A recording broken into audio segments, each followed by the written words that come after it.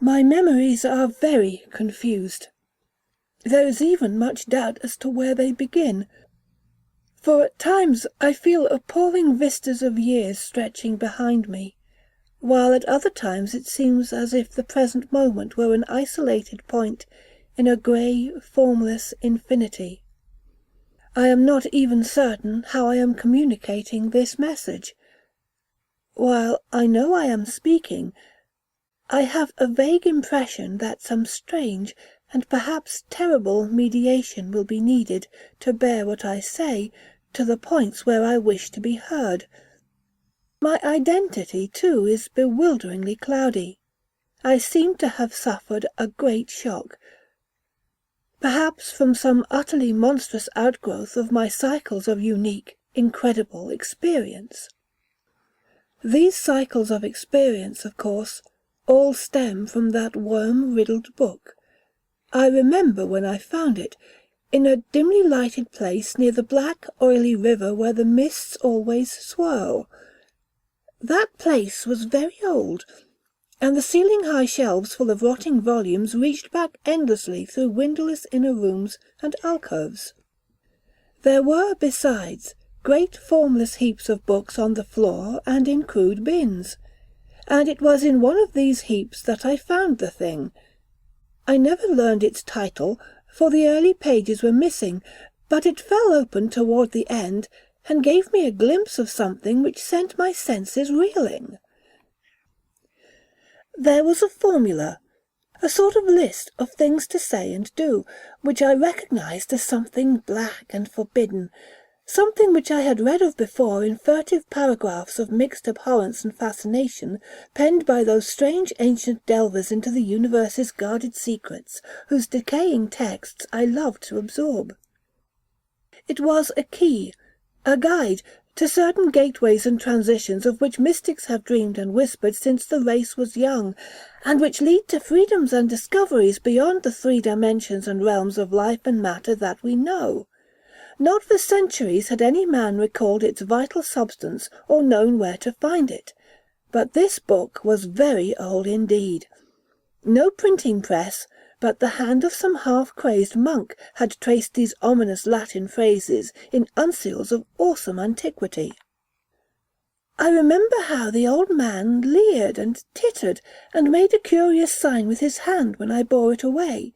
He had refused to take pay for it, and only long afterward did I guess why.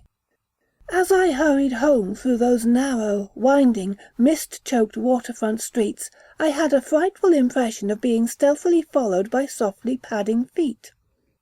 The centuried, tottering houses on both sides seemed alive with a fresh and morbid malignity, as if some hitherto closed channel of evil understanding had abruptly been opened.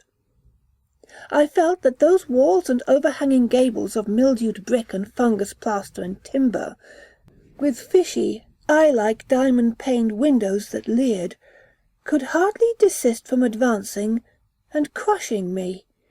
Yet I had read only the least fragment of that blasphemous rune before closing the book and bringing it away.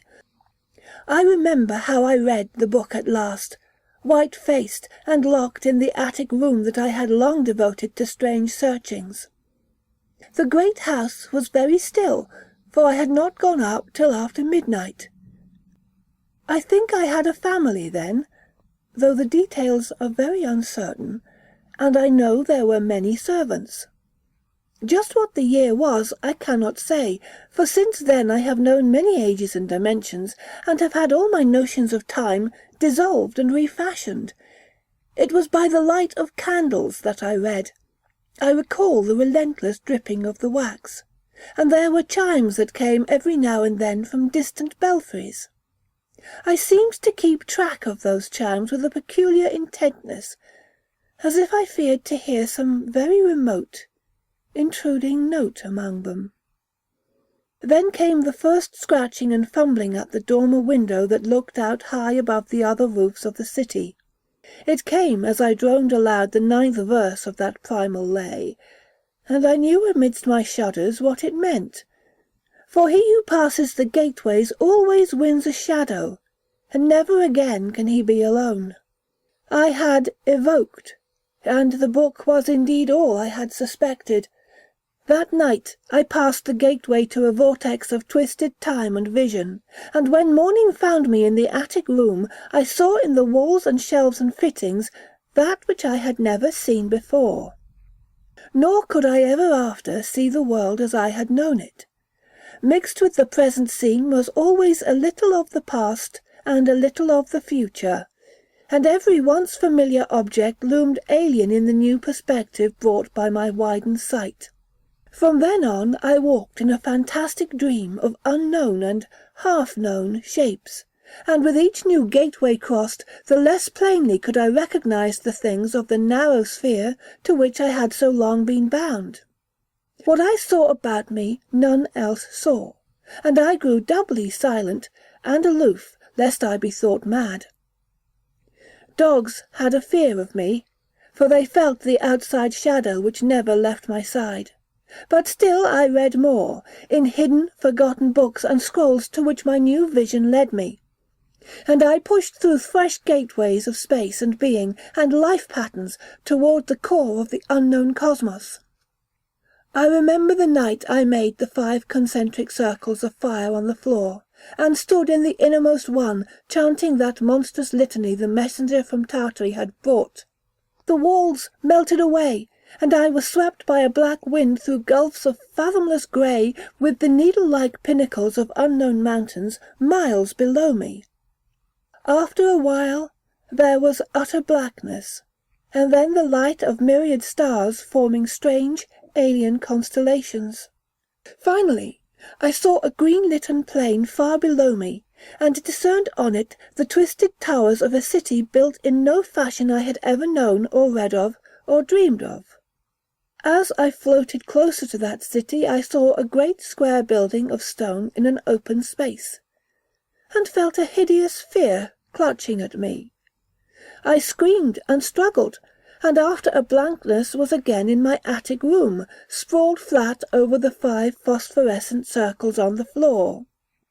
In that night's wandering, there was no more of strangeness than in many a former night's wandering. But there was more of terror, because I knew I was closer to those outside gulfs and worlds than I had ever been before.